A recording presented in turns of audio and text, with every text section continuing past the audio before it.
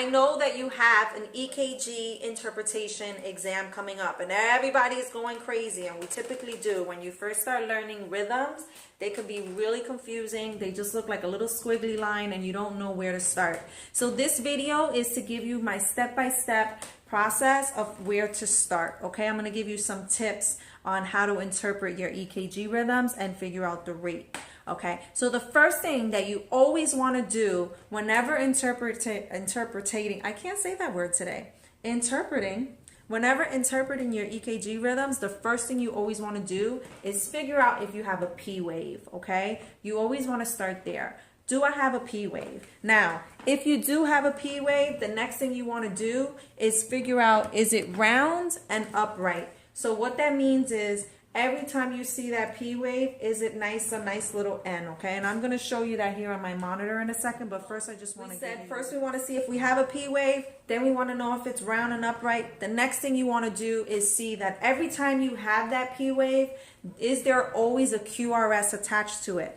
When we look at the P wave, we're looking at atrial depolarization, so that atrial contraction, okay? The atrial contraction, and then we have the QRS, the ventricular depolarization, that ventricular contraction. And then when you have your T, right, so we have the P, QRS, T, that T is the repolarization. Okay, so we have atrial contraction, atrial depolarization, which is the P, and that's coming off of the SA node. And then we have the ventricular contraction or ventricular depolarization. And although you don't see it there, there's also atrial repolarization taking place, okay?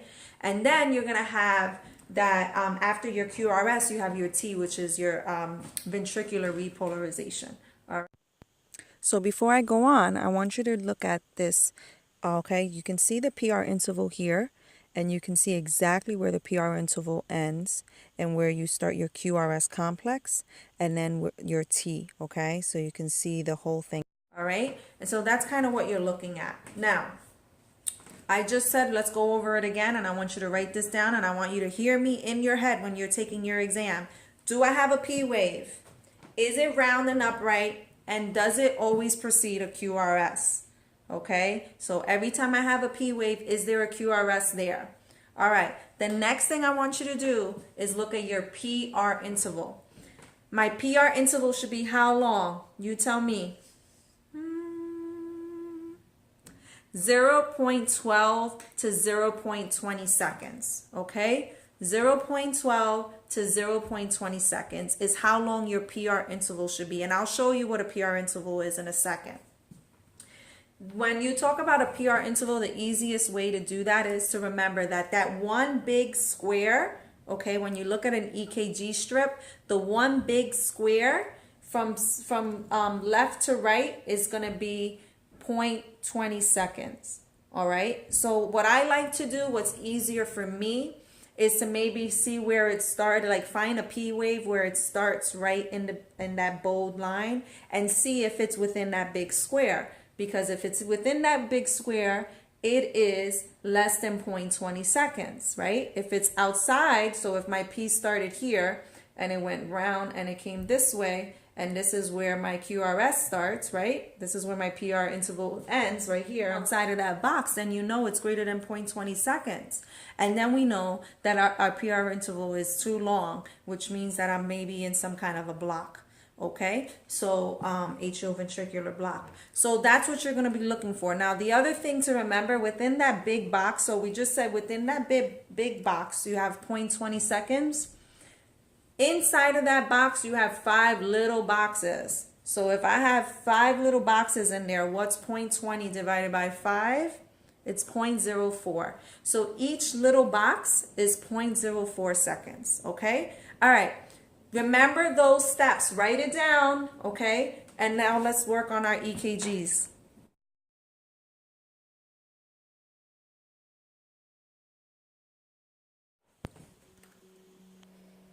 Okay, so right now this person is on a cardiac monitor, and this is your continuous cardiac monitoring.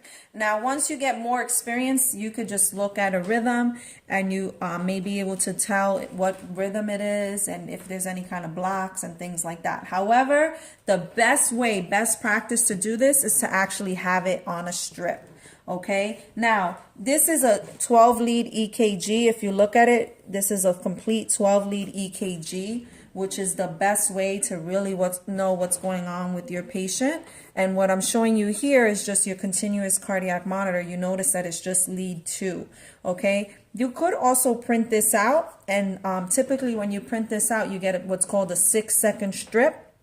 And so you can use that. But for today's purposes, this rhythm that I'm showing you right here, okay, and you might want to look at it, and maybe you can tell me what it is. What do you guys think? Now, it's already telling you the rate, okay? It's 79 to 80. So is that within our normal rate? What is our normal adult rate that we want our patients to be in?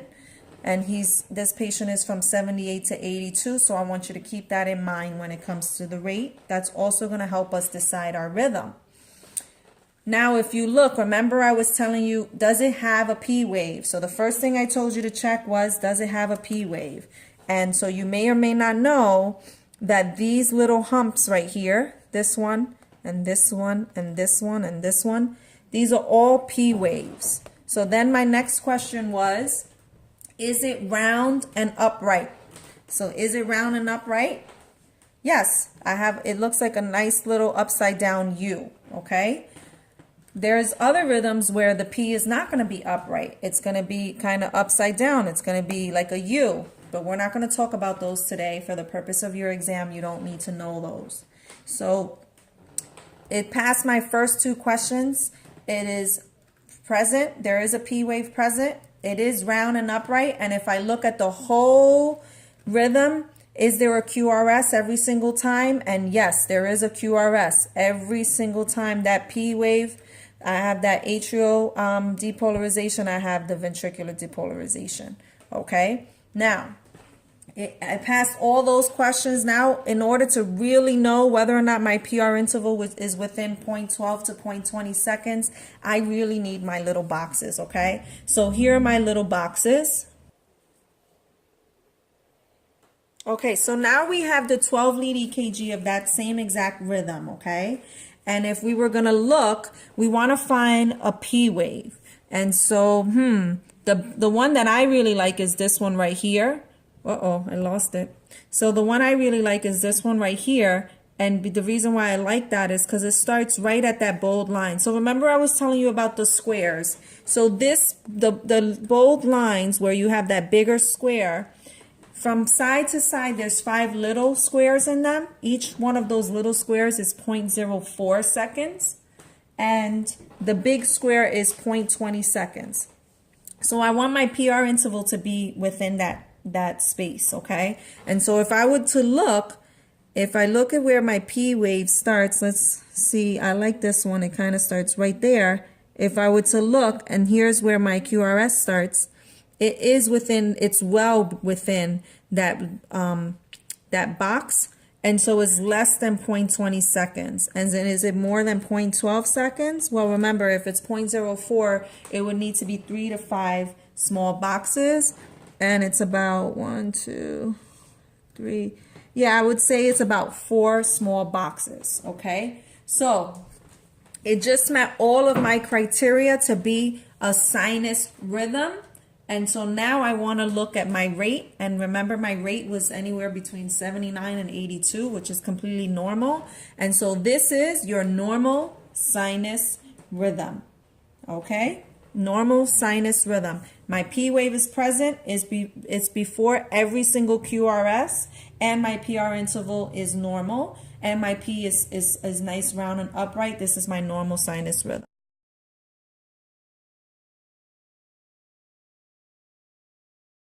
I have the patient on the monitor, they're 82, their normal sinus rhythm, and then you know what, I'm looking at the monitor, and all of a sudden I see this. Now, if you look at the rhythm, keep looking at the rhythm, you will see that now the spaces between R to R is starting to get longer. Okay, and you notice my alarm went off now because now my heart rate is really low. It's less than 60 to 100, okay? So there's one step that I missed with the sinus rhythm, but that's okay, we'll pick it up here. The other thing that you want to do is measure from R to R, because you want to know if it's regular. You want to know that your rhythm is regular. I've had you listen in the lab. When you listen to that lub-dub, does it sound like it's coming the same every time? That's essentially what you're looking for right here. Okay, is that lub-dub coming the same every time? And so the way that you would do that is that you would grab a piece of paper, okay, and I would draw a line from R to R. So let's wait until that one carries on. Okay, so here's my R, and here's my R. Okay, and so what I'm going to do is go from each one and see if it's the same.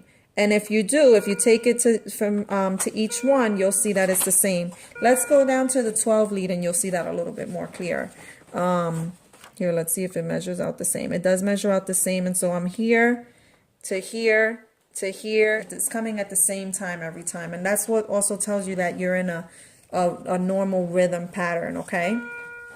So now what I want to do is the same thing I did before.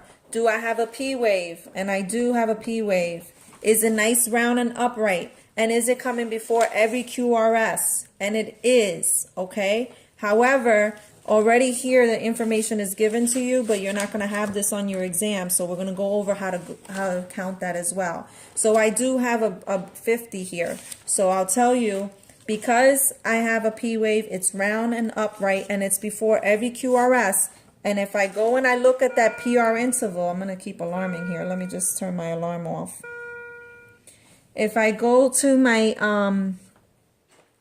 let me see my PR interval. I'm going to challenge you. I'm not going to pick one that's right on the line. So if you look here, this one starts one box before that bold line, okay? And then it ends one box before the bold line ends. But anyways, remember, between 3 to 5 little boxes. And if you were to count those little boxes, there's about 4 little boxes for the PR interval. So we know our PR interval is normal. We measured our R to R, and those are regular. It's the same every time across the board, okay? We have a QRS after each one. Now, the next thing we want to do is figure out the rate. Okay, and so what you would do is that you want to count from R to R and figure out how many boxes. So we have, here's an R and here's an R, and so we have 1, 2, 3, 4, 5, 6. And so you're going to divide 300 by 6, and if I divide 300 by 6, dun dun dun, that gives me 50. Okay, and so that tells me the heart rate.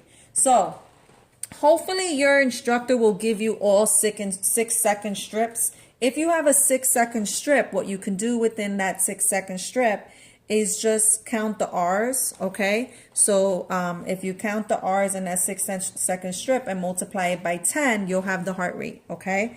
However, if your teacher does not, or if you're not sure, the best way to do it is to just count from R to R, and like I said, divide 300 by the number of boxes between R to R. Okay, and so this one right here is your sinus bradycardia. Your rhythm's the same, your rhythm is regular, your PR interval is normal, but your heart rate is less than 60 to 100, so this is your sinus bradycardia.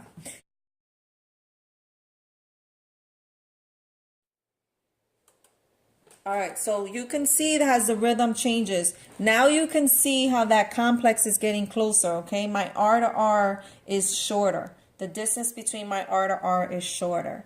However, same thing applies here. I'm looking, do I have a P? Okay, I do have a P.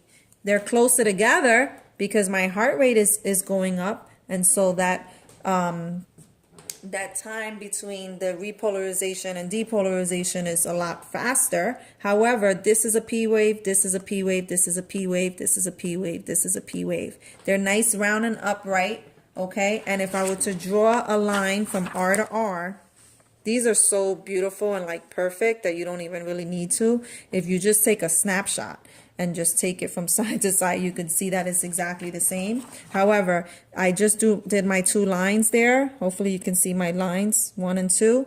And if you go from side to side, if you go across, it's the same, okay? So my R to R distance is the same, so I'm in a regular rhythm. I'm going to go over to my 12 lead EKG, and I'm going to look to see if my PR interval is less than 0.20 seconds, and it is. However, now I go from R to R, and I see I have 1, 2, 3, okay? And so if I'm going to divide 300 by 3, that gives me 100, okay? And so the heart rate is 100. And so then what is this rhythm called? We just said it's a normal, it's a regular rhythm. The PR interval is normal. And so if the rhythm is the same, remember I had you guys listen to the mannequin. Now the lub-dub is coming faster. All right. Remember when we're talking about rate and rhythm, we're talking about 2 different things. So yes, I can have a lub-dub, lub-dub, lub-dub, lub-dub, lub-dub, lub-dub. It's coming faster. However, is it coming the same every time? If I'm measuring from R to R, is it the same every time? And so my rate is greater than 100, okay? So let's say it's like 105, right? Because remember, you're just doing like a little estimate here. If you have the patient on the monitor, it's actually like 105, 110, okay? My heart rate is greater than 100, which is tachycardia, but I'm in a normal sinus rhythm, so this is your sinus tachycardia.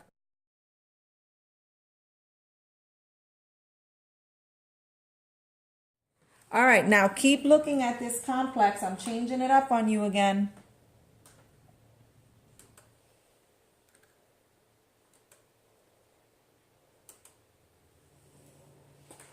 All right, now if you notice, look at this one, because this is what it was, and look at this one. If you notice now, my rate is starting to slow down because you can kind of see a little bit more space between that, the T wave and the P wave, right? So let's do it again. Do I have a P? Yes, I do have a P. Do I have a P before every QRS? And is my P round and upright? Yes, I have a P before every QRS. It's round and upright, and it's present. So now I want to look at the PR interval. So in order to do that, I want to get my strip with my little squares. All right, so let's see. Well, let's go right here. I mean, this one, once you get so good, you don't even really need to look. I mean, look how long this is. If you use my lines, so if you have bad eyes like me, you want to start where it's easy for you. Know your weaknesses, right? So here, I'm going to start right here at the bold. And look, I go well beyond that other bold line. So I'm definitely more than 0.20 seconds. And I would say it stops at that second box, okay? So 0.24 seconds is what I would say that is. And so if I looked, I already told you I do have a P. It's round, it's upright, there's a QRS behind it. However, if I look at the PR interval, it is greater than the 0.20 seconds. So now this is your sinus rhythm with a 1st degree AV block, okay? Remember also, if you look at it and you measure from R to R, that it is regular. Okay, so remember how we marked it out before? You can also mark these out and you'll see that the rhythm is regular. You had the P, it was with every QRS. However, now the PR interval is longer than the 0.20 seconds. So this is your sinus rhythm with your 1st degree AV block.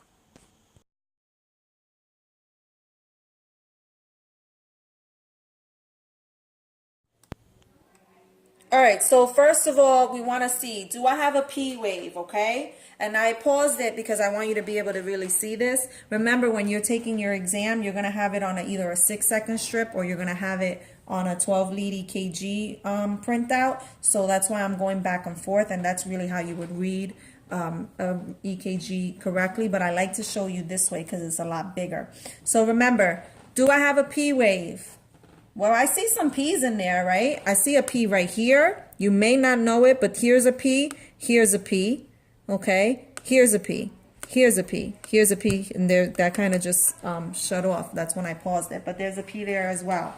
So the next thing, is it round and upright? Yes. Is there a QRS after each P wave? And here's where we get to finally say, no, there is not. Remember, I just told you this is a P wave and this is a P wave. This is also a P wave. However, what's missing here is my QRS, okay? Now, I'm going to teach you something here. This is not mine, all right? This is, I believe his name is Mark from the ACLS Institute. He has a really good video. I'll provide the link down below on how to remember your heart blocks, okay? And I used this when I was in school and when I was working. Whenever I had to do my ACLS trainings, I would watch his videos because it helps me to remember. All right, so you want to think about your P and your QRS complex, your P R interval and your QRS complex as a relationship, okay? So your typical relationship, your P is going to be your girl, and then your QRS is going to be your guy, okay? And so here we go. We have a P and we have a QRS. Now, if you look at them, they're together, okay? They're happy, all right? They're happy and they're together. And if I looked at the PR interval, which I'm going to come over here, if I looked at the PR interval, it's within my 0.20 seconds, okay? It's actually, I would say 0.20 seconds to be exact, that first one. So this is your normal PR interval, nice and beautiful and together, all right? Now, guess what? They haven't seen each other in a while. She's in nursing school. She's too busy. She doesn't have time to see him. So guess what? They're starting to separate a little bit. So my P is here, my girl, and my QRS. Now, if I look at my 12 lead again, so here they were together.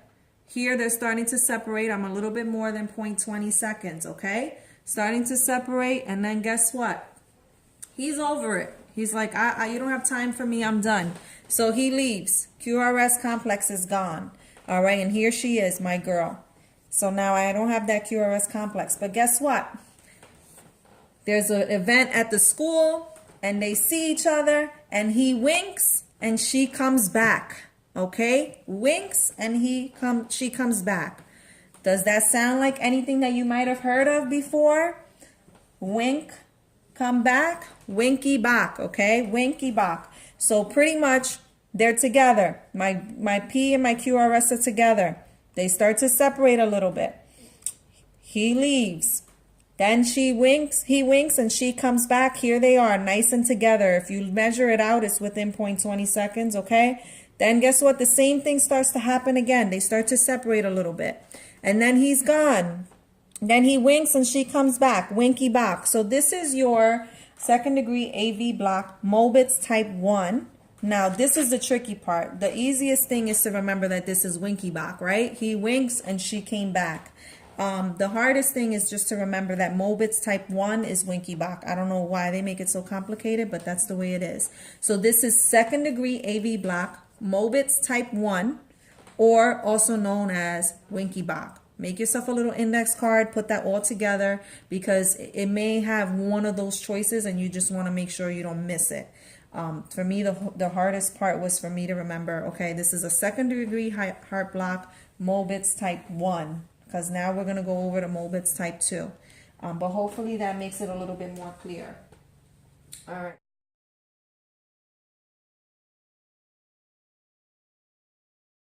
Okay.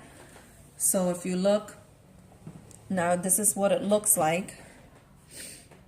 All right, there's your winky back, and then this is your 12 lead EKG. You could see it on the 12 lead too. There's where he leaves, and then they come back together.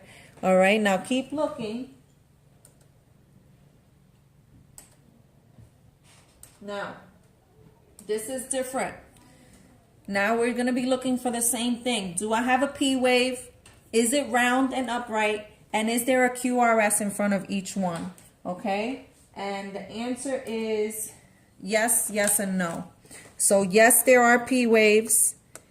Yes, they're round and upright, but no, there is not a QRS behind every P wave. Okay, so if you look here, there's a P wave, QRS, P, QRS, T, and this is just cut off, but there is a T there. So P, QRS, T, P, QRS, T, P.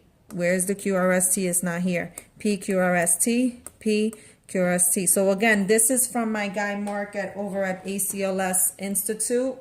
This is, remember, your P and your QRS as a relationship. So this is your typical college relationship, okay? They're together. They're together, they're not together. They're together, they're not together. They're together, they're not together. They're together. But when they're together, if you look at the PR interval, all right, why don't we go over here? It is within that 0.20 seconds. When they're together, they are together, meaning the PR interval is normal, okay? The PR interval is normal, but then when they're not together, that QRS is gone, but there's still a P wave sitting there. Okay, pretty much they're not communicating sometimes. All right, so that is your second degree AV block type 2, Mobitz type 2, okay?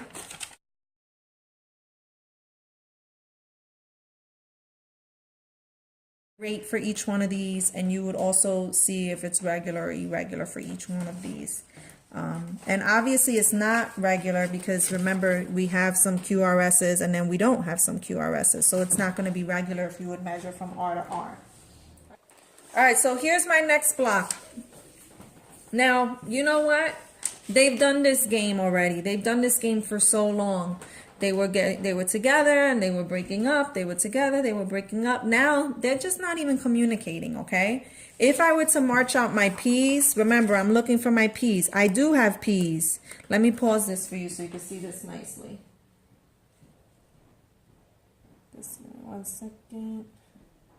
Okay, pause it right there. So I do have P's. Here's a P, here's a P, here's a P, here's a P, here's a P, here's a P. And now I'll tell you that in the real world, it's not that easy sometimes because sometimes those P's are like inside of that QRS, like they're hidden. But here, this is nice and simple, and most likely this is what you're going to kind of get on your exam, okay? So what we want to do is we want to march out those P's. And if you look, oh wow, look, my P's, they're actually regular. My P's are actually coming at the same time every time. And if I measured out, if I marched out my QRS, I'm running out of paper here. My QRS here, look at that. Your QRSs are also coming at the same time. They're also regular. However, remember, these two are not communicating at all. The SA node and the AV node are not communicating. And so this is your patient who needs a pacemaker, okay? This is definitely a patient whose heart rate's going to be low and you're going to need to monitor them very well, have a monotranscutaneous pacemaker.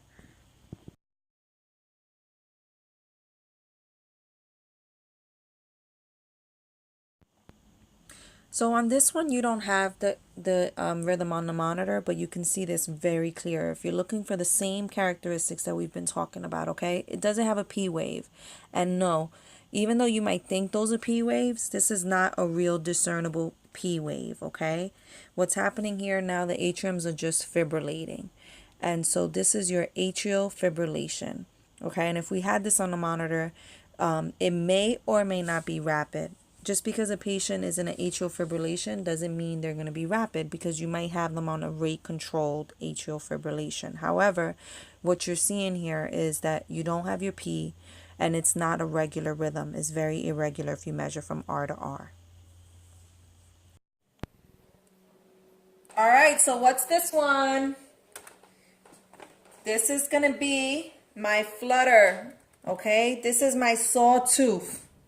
This is my atrial flutter. Typically, the treatment is the same for AFib and A flutter. But that's my A flutter. And just remember, you know, you'll have patients who are A flutter and AFib, and they can be rapid. So you're going to call them like a rapid AFib. But you could also have a patient like this. This is A flutter, but it's controlled. It's 74. Okay, you could also have a AFib that's controlled at 74.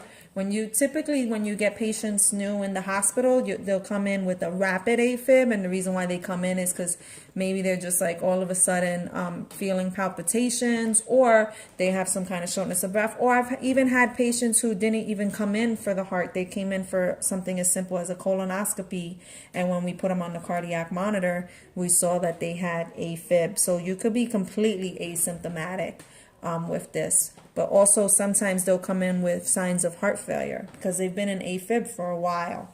So I'm not sure if this is on your test or not, but whenever you have AFib, there's a couple things that you want to think of right away. So Like I said, that'll be in the next video. But if you have any questions about that, because it's on this exam, just shoot me a comment and I'll try my best to respond as soon as possible. Okay, but this is your A flutter.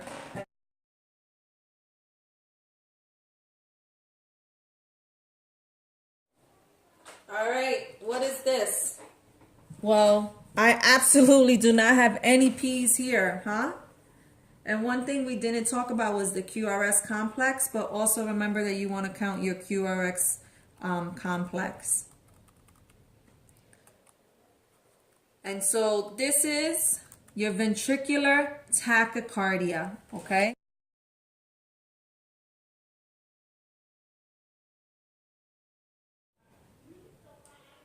Now, I want you to really see the difference between this, where you can kind of track this, you can kind of follow it, all right? And if you look at the heart rate, it's 180, okay? So this is your V-Tach, ventricular tachycardia, okay?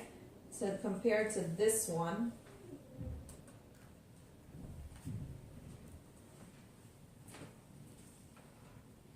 now, once again, I don't have any P waves here, okay? So this is coming off of the ventricle, and this is your V-fib. You notice that it's almost that same squiggly line that you saw with the atrium, with the Afib, okay? So same squiggly line where I can't really discern a rhythm, all right? And this is your V-fib, and look, my guy just went into 0 heart rate, and his eyes just closed. I'll show you, because he's that cool. My poor guy. He's been through a lot today. So this is your V-fib.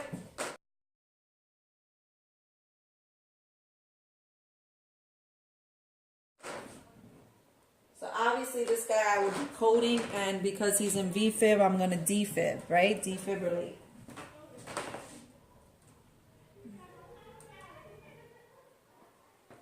All right, you know what? I didn't do anything. I'm too busy teaching. I didn't help him. So he went from a V-fib to asystole. And this is your asystole, okay? Sometimes you'll have like a little fine, let me see what it looks like on the 12 lead. Yeah, this is like, I mean, this is clear. I think even a regular person can see it.